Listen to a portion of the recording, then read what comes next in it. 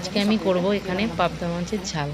পাবদা মাছগুলোতে নুন হলুদ মাখিয়ে রেখেছি, তারপর কড়াইয়ে তেল দিয়ে মাছগুলো ছেড়ে দিয়েছি। মাছগুলো এখন ভাজা হচ্ছে।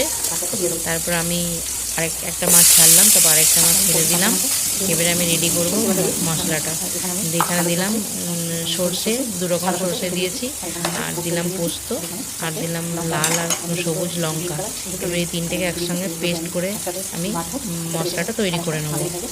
এরপর আমি কড়াইয়ে দিয়ে দিলাম ফোড়ন আর টমেটো দিয়ে দিলাম। এরপর ফোড়ন আর টমেটোটা ভাজা হয়ে গেলে তারপর আমি পেস্ট করা ওই মশলাটা আমি এখানে দিয়ে দেবো। এরপর আমি মশলাটা দিয়ে দিচ্ছি।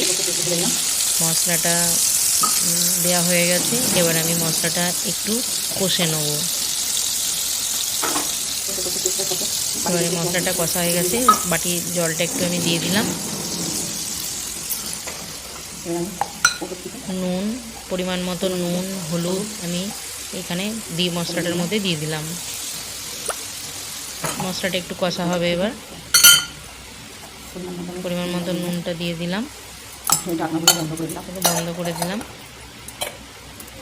এবার এটা কষা হবে। এবার এটা কষা হবে। এবার আমি এটার মধ্যে একটু ঢাকা দিয়ে দেবো। কড়াটাতে ঢাকা দিয়ে দেবো একটু।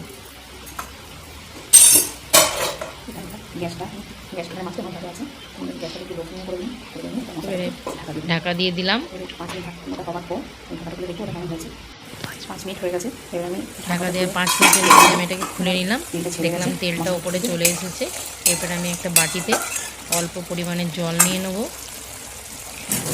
এবার আমি একটা বাটিতে অল্প পরিমাণে জল নিয়ে নিচ্ছি। এবার এই জলটা আমি কড়াইয়ের মধ্যে দিয়ে দেবো। কড়াইয়ের মধ্যে জলটা দিয়ে দিলাম।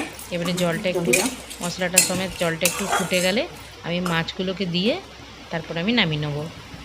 এটা ফুটছে, আস্তে আস্তে ফুটতে শুরু করেছে। একটু ফুটে যাবে, আমি একটু ঢাকা দিয়ে দেবো। মাছগুলো দিয়ে ফুটিয়ে আমি নামিয়ে নেব।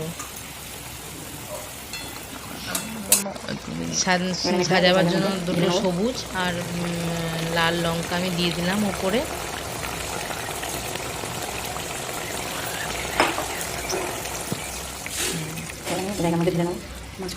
ভালো লাগলে আপনারা লাইক করে দেবেন, কমেন্ট করে দেবেন।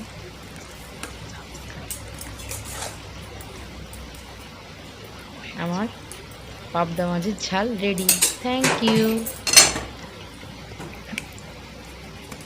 কেমন হয়েছে আপনারা প্লিজ জানাবেন।